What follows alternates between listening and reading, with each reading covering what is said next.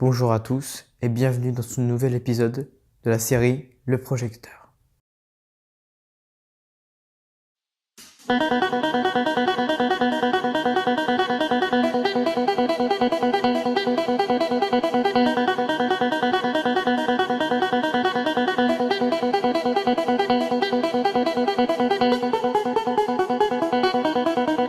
Aujourd'hui, je vais parler d'un film pas américain, pas anglais, ni espagnol, mais français. Le film a fait 3,8 millions d'euros de recettes pour 3,24 millions d'euros de budget. Et le film s'intitule Petit paysan, réalisé par Hubert Charuel. Une très belle transition pour parler du premier point, le réalisateur.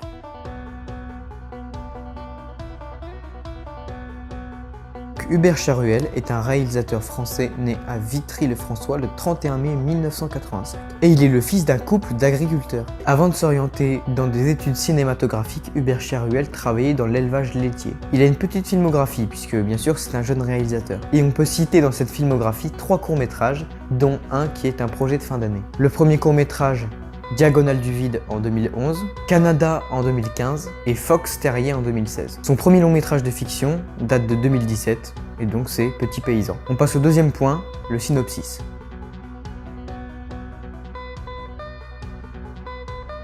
Pierre, qui a 30 ans, est éleveur de vaches laitières. Sa vie s'organise autour de sa ferme dont il a repris l'exploitation à ses parents, sa sœur qui est vétérinaire et donc ses parents. Alors que les premiers cas d'une épidémie se déclarent en France, Pierre découvre que l'une de ses vaches est infectée. Bien sûr, il ne veut pas perdre ses bêtes. Il n'a rien d'autre que celle-ci et ira jusqu'au bout pour les sauver. Le film peut être catégorisé de thriller puisque la tension monte tout le long de l'œuvre, mais en réalité il est catégorisé comme drame, même si le réalisateur se permet d'ajouter une petite touche d'humour dans le film. Et on passe tout de suite au troisième point, mon avis.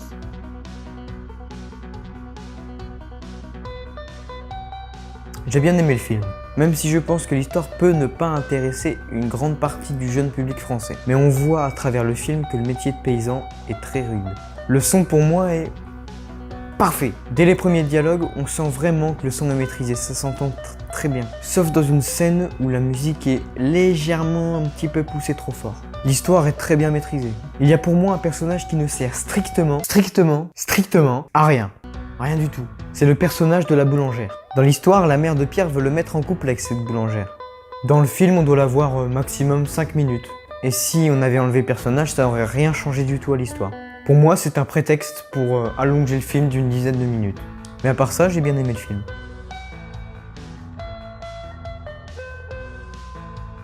Un argument très fort, c'est, je le répète encore une fois, le son. Le son est vraiment incroyablement bien maîtrisé. Et au niveau de l'image, les plans sont magnifiques. Dans certaines scènes où les personnages sont désorientés, énervés, la caméra est portée à l'épaule pour qu'on ressente le tremblement et du coup qu'on ressente cet effet de désorientation et d'énervement et ça marche très bien. Sinon dans les plans stabilisés, puisque c'est bien sûr des plans faits au Steadicam et pas en travelling, c'est très maîtrisé. Le scénario est bien écrit, les émotions sont bien transmises au public. Je n'ai pas grand chose d'autre à dire sur le film à part qu'il m'a plu.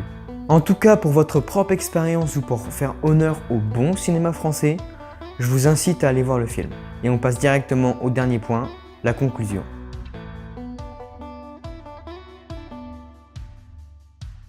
Voilà pour cet épisode 3 de la série Le Projecteur.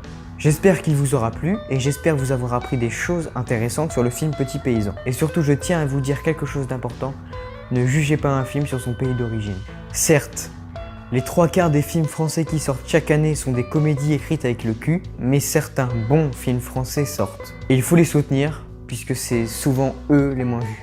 En tout cas, je vous souhaite une bonne journée et je vous dis à bientôt.